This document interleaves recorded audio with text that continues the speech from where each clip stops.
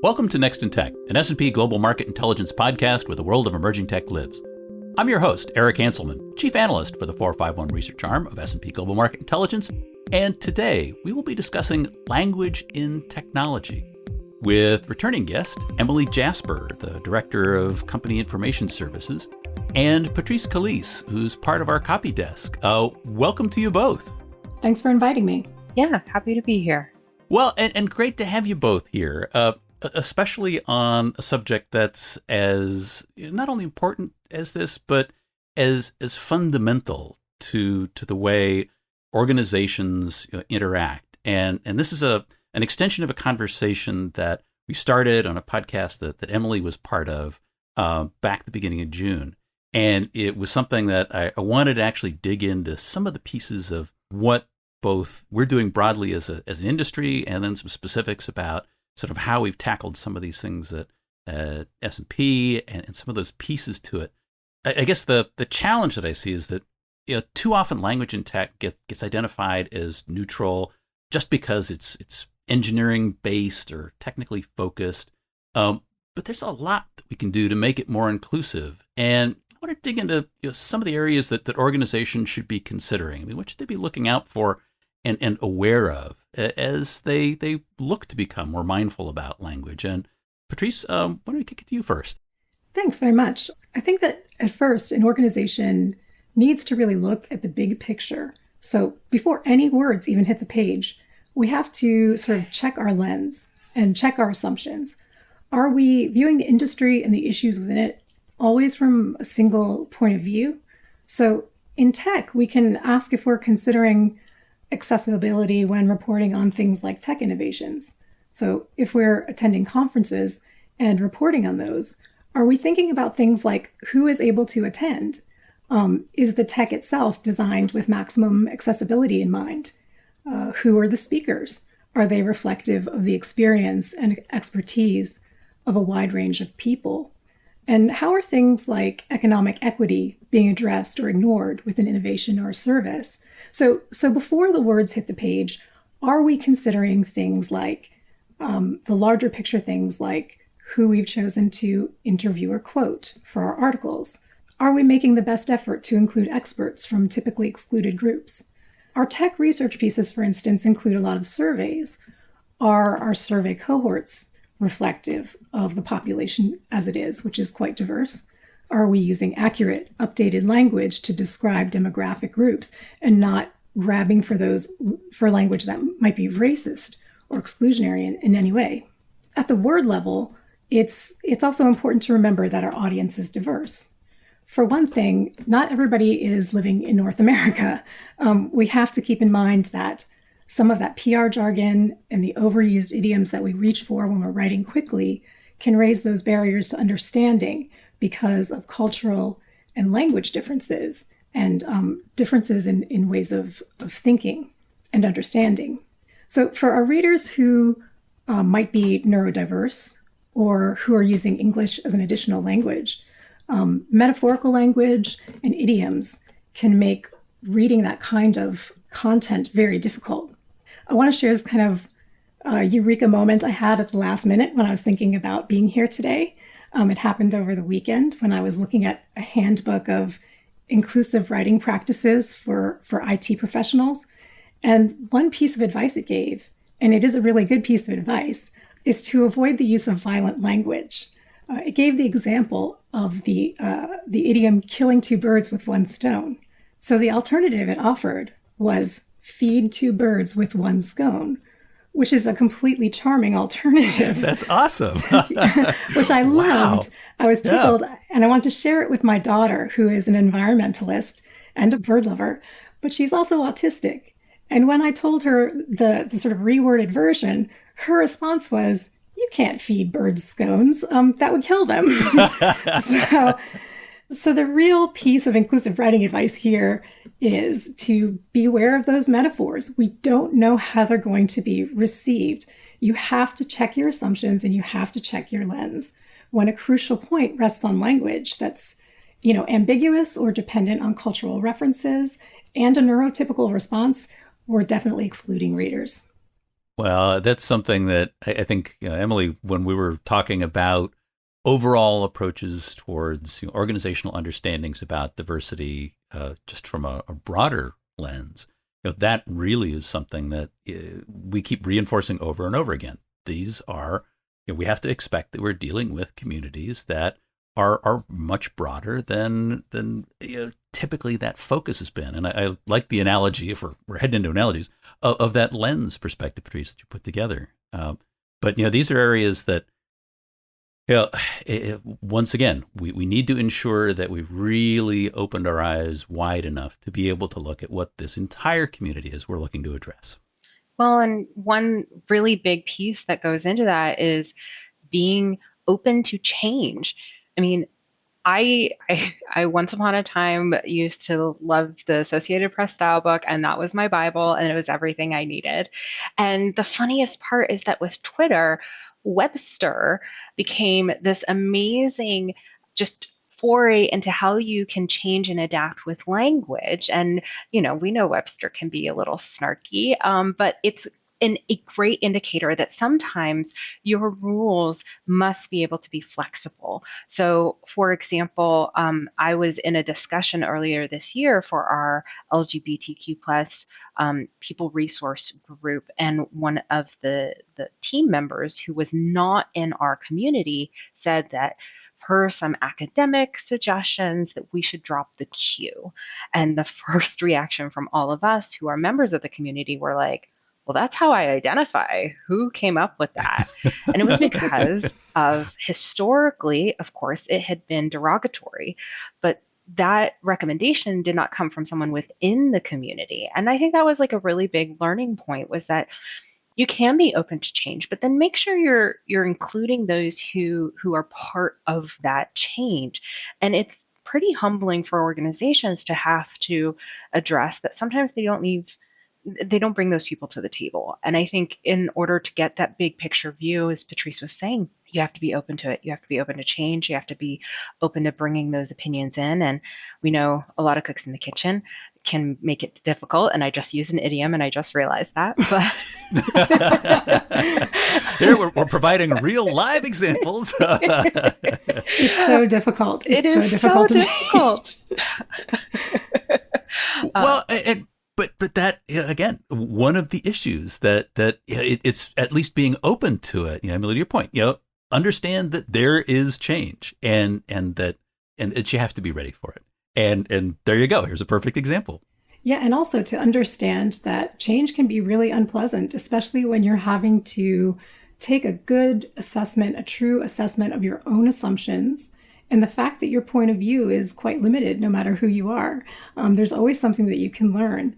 And you might be learning things that are uncomfortable for you. And you just have to sit with that. You have to sit with that. You have to listen to people, as Emily said, who are part of these communities, who know best about themselves and who want you to listen. It's extremely important to do that kind of work. And it can be in really interesting and fun ways. So I got a book when I was starting to provide some education back to my family and friends about the queer community after I had come out.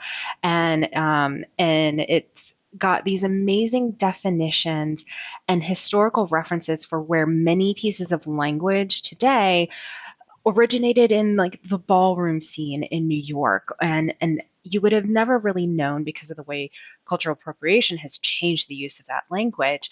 And similar things can be said all the way back to Shakespeare. And I think it can be very fun. It doesn't always have to be a slap on the wrist. And I think if we also just framed it a little bit better to that, I think when you say, okay, hey, we have to teach the AI new language, it's not hopefully painful. It could be tedious, but it also could be really exciting and joyful to see what comes out of it. Well, and if we think about the kinds of things that we've typically done in tech, I mean, we're always, firing out neologisms and new words and all sorts of stuff that just the fact that we're working in technology is this interesting, font of innovation.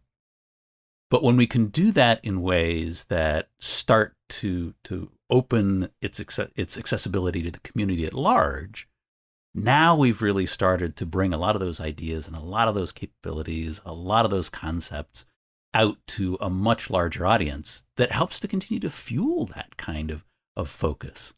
But, Patrice, to your point, it is hard. Change is difficult. As humans, it takes energy to change. And that's something that we've got to get over. I was curious, for either of you, have you seen, what are typical stumbling blocks for organizations? I mean, just simple resistance to change and moving beyond this is the way we've always done it kind of stuff has been, one of the banes of progress in technology forever. But it seems like with language, we've got some opportunities. Oh, yeah, I'd be happy to speak to that. I really love the idea that change can be a joyful thing. It can be an exciting thing, especially if you're intellectually curious and you want to grow and have your work vary and be different. So that's a great part of it as well. But I think that one of the bigger stumbling blocks that I have come across is that corporations often make the mistake of waiting to see if there's really a need to change before they change their practices. And I think this is true of sort of larger diversity and inclusion in efforts. It's also true of training for more conscious writing styles. But the thing that we have to understand is that whatever industry we're talking about, your audience is already diverse. They're already waiting for you to change. We have readers who are disabled. We have readers who are part of groups that have been and still are routinely marginalized within their professions and society as a whole. And we can address that, as we've said, by listening carefully to what they have to say about how they want to be represented by language. We can address this too by following best practices. And again, things like, as Emily said earlier, things like AP style guidance is limited, right? But it is a place to start, just like most style guides are. It's a place to start. So if you can start there, understand that guidance can sometimes be slow to be issued, or that it lags the rapid pace of change, you can craft your own best practices as you kind of go along and learn more. But at the base of all this, again, is sort of confronting our lived experiences, figuring out where we stand, understanding our assumptions and biases so that we know what we're starting with.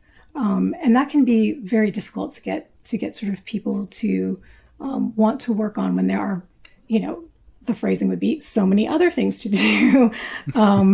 But there are just so many ways to do this and so many positive steps that you can take. But the other issue, I think, is that language, if you just think about language as the perceivable extension of thought, you have to change your way of thinking about your work and about your industry if you really want to include the widest audience possible.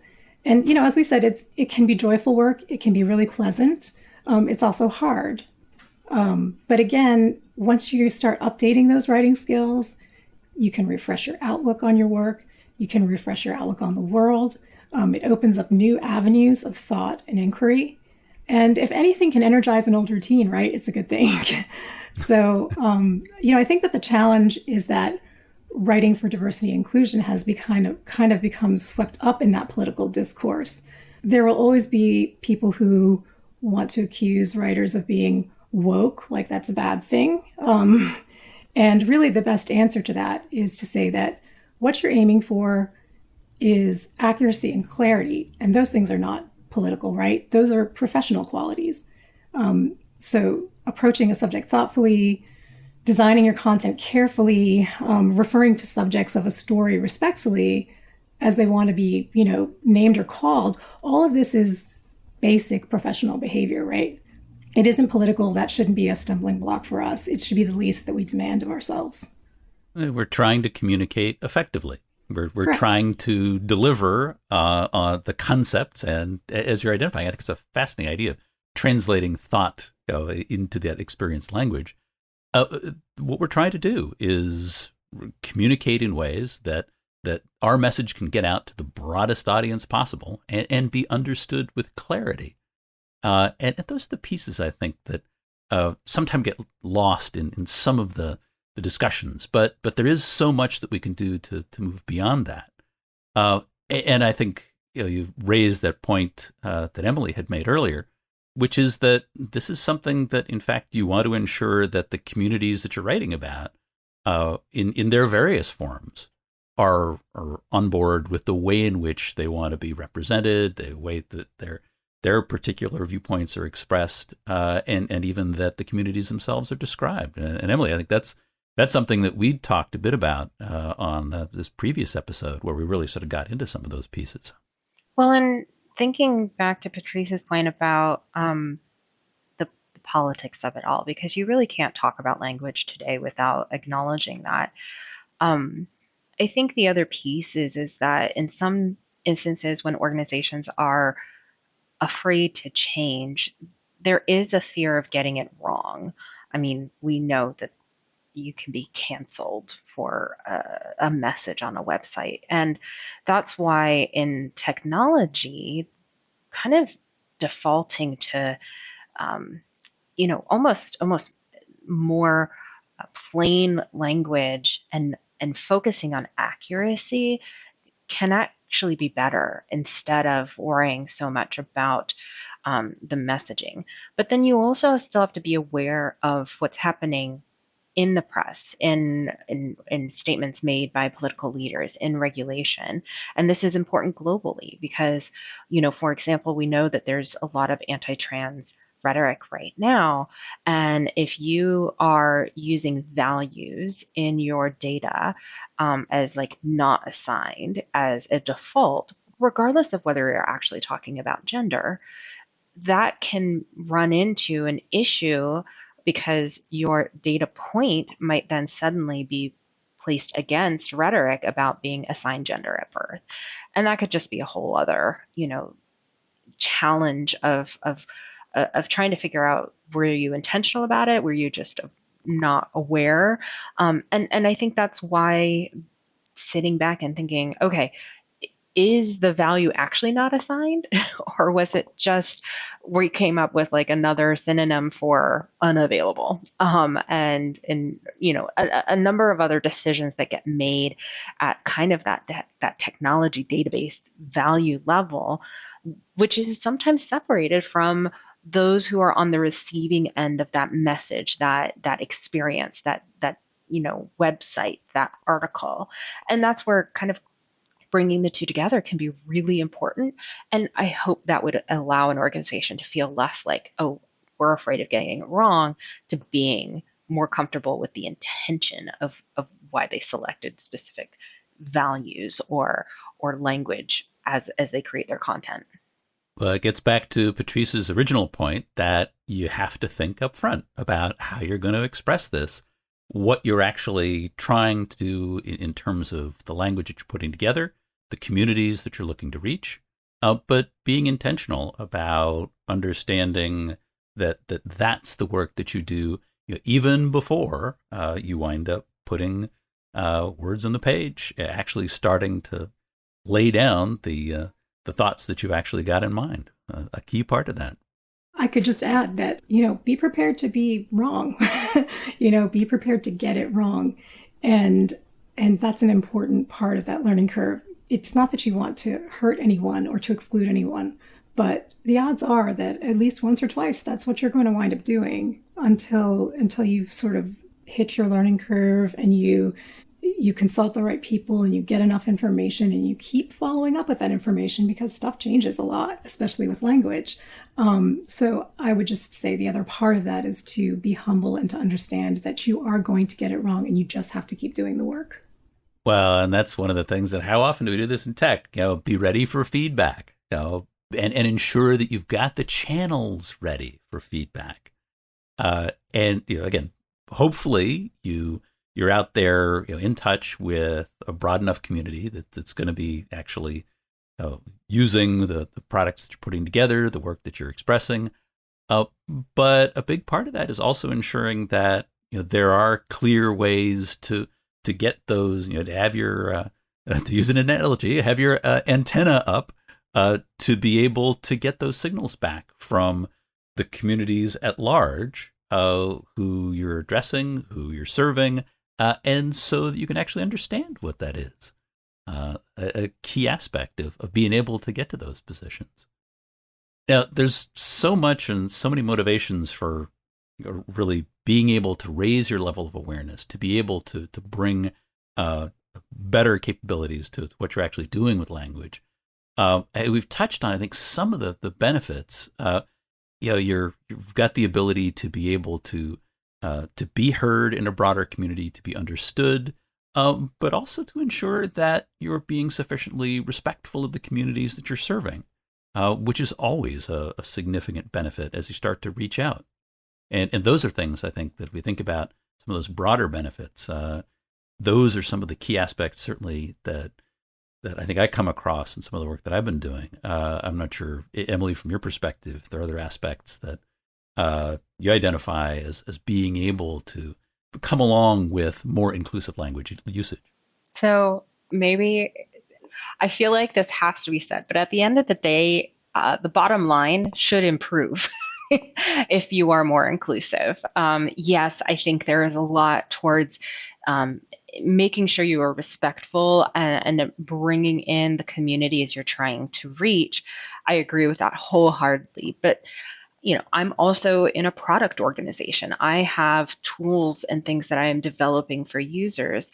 What is the best way to meet that user is to make sure that user feels included and, that they are not dissuaded from the entirety of a tool or experience just because the drop-down menus in their create your profile have the wrong pronouns or have no pronouns or use something that doesn't sound quite right for who they are, where they came from, their economic status, their geographic location, things like that. And so I think these two things can go hand in hand. And we've seen in many instances that when an experience is better for many groups of people, then it is also good for the business too. And I think that definitely, warrants a statement.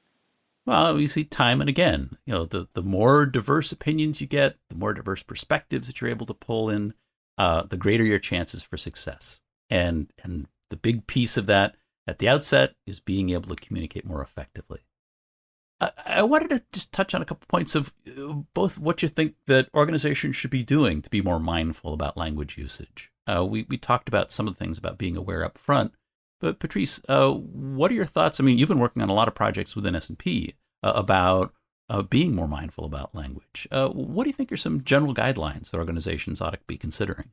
Well, I think first it's wonderful for organizations to have an actual remit for this, for D&I, not just make it sort of a side hustle for their employees, right?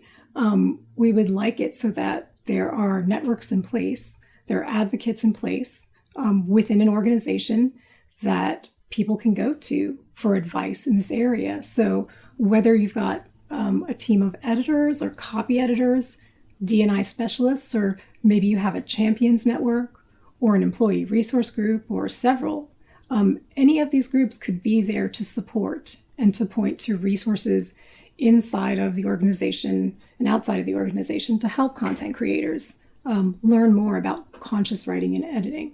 And if an org has to start from scratch, there are resources online that are excellent starting places, and there's some wonderful online training that you can do to learn more. Certainly, again, and not limited to things like style guides like AP, or if you have an in-house style guide. Certainly at S&P, we have our own style guide in the newsroom. We have an ESG topical guide, which helps to editors and writers to understand some of the issues before them in terms of how to write accurately about race, ethnicity, gender, sexual orientation. I would recommend things like visiting GLAAD online. That's GLAAD. They have an excellent media reference guide that can help with terms and issues relating to LGBTQ plus people and communities. The Conscious Style Guide is another one. It's an entire website that's dedicated to inclusive writing and features articles, blogs, guides on issues such as, again, race, gender, ability, appearance, age. And for things like specific disabilities, find sites or organizations that are run by self-advocates, like the Autistic Self-Advocacy Network, or dive into Twitter, right? It's a little wild, but it's a but, great and if you're looking for feedback, you're guaranteed to get feedback. 100%. And you're going to get what's wonderful about Twitter, if we can say that what's wonderful about Twitter, is that it will help you with a complexity within what we like to collapse and call communities. We all know these communities are not monolithic wholes, right? These are communities made up of people who are diverse. So within one group of people, like say autistic self-advocates, there's a great variety. And if you're on Twitter and you're following some actually autistic people, you're going to get a broad understanding of what their lived experience is. And that can be more valuable than any kind of guide that we have online. So I would say dive in, hold on for the ride. And also I would say for writers and for those who are designing websites, check out a website called A List Apart, which offers articles about all kinds of accessibility on many levels, from writing microcopy all the way to designing style sheets, etc. Well, you've made a really important point, which actually we talked about on earlier episodes. Which is one of the things that we were discussing with Emily, which is the risks of expecting groups to be monolithic. Yes. As humans, we like to put things in boxes, but the reality, of course, is that it's a continuum, and we need to understand that we're working on a continuum across this as well. But yeah, it's again, and Emily, something you and I've been talking about. Yeah, and one of the other tips, beyond just Twitter, is go to the sites or experiences for the audiences you're trying to reach. Now, I say this fully knowing that I was, hey, you're a millennial, will you do social media for our company back in 2008 for a different firm. When people did, because you must know social media. You're a millennial, right? Media. But the reality is, like, I surprised myself. I've been reading some interesting Reddit threads, and the conversations of, will you explain this word to me? English is not my first language, or I didn't interpret that phrase that way, really opened my eyes to the fact that, in many instances, people are happy to explain, but something that could have been very simple that I may have just not realized was an idiom, or you had to have this context because of my background in North America and being tied to technology. I had more information on. And I think that's just true, is if your audience is, I think in the nonprofit space, folks who have phones, they do not have desktops potentially, then you need to look at how people are interacting with those experiences on their phones. And what is the language? Is the shorthand needed because of space? Probably. So just being aware of that, making sure that you're doing a little bit of that homework, but then also staying. You can't just head to TikTok for, an hour and be like, I've solved it. One and done. And I think that's just really what Patrice is getting at. It becomes lived in. And if you have a mandate for this, then you have to live it. You can't, wipe your hands. And if we're going to bring this all the way back to the top, it's like we said, it's always changing, and you've got to be ready to change with it. Well, and Patrice, at the point that you made at the outset, this takes work. And if you think that it's as plain as a nose in your face, you should be reconsidering the idioms you're using. For sure. And I'd like to also point out, if I can, that as we've said, this is quite obviously work, right? But it shouldn't be considered like extra or add-on work to the work of writing or creating content, right? It is the work of writing and creating content. We have to change that mindset when it comes to this, that diversity and inclusion is a learning curve for most people. And it really should be part of that work from the ground up. It shouldn't be something that's a Band-Aid later. It shouldn't be something that we try to, edit in at a different stage. It's work that is essential. It is not a value add. It is the work of today. It's the work that we need to be doing right now. Well, we're putting thought behind expressing ourselves all the time. Yes. And it should be sufficient to be able to express that to a broad audience. Something that, to your point, should be fully integrated in just the day in, day out process of which we put language together and put words to use. Well, thank you both. This has been great. But we are at time, and there's so many other things we could be discussing in this. So, as Emily has heard me say before, there's yet another podcast episode coming in this. So I hope that I'll have a chance to get both of you back on again to get into some of the things we haven't covered today. But thank you both for being here. Thank you. Yeah, thank you. And that is it for this episode of Next in Tech. Thanks to our audience for staying with us. And thanks to our production team, including Carolyn Wright, Katerina Yakoviello, Ethan Zimmon, and we want to welcome our intern, Michael Asaolu, and the marketing events teams, and our studio lead, Kyle Cagnolosi. I also want to remind people that it's time to start thinking about the 451 Nexus Conference in October. We're going to be back there in person. We hope you can join us. We'll have both live and virtual options, and look forward to getting back together in October. I hope you'll join us for our next episode, in which we're going to be talking about data center sustainability. Dan Thompson is going to be back, and we hope you'll join us then, because there is always something next in tech.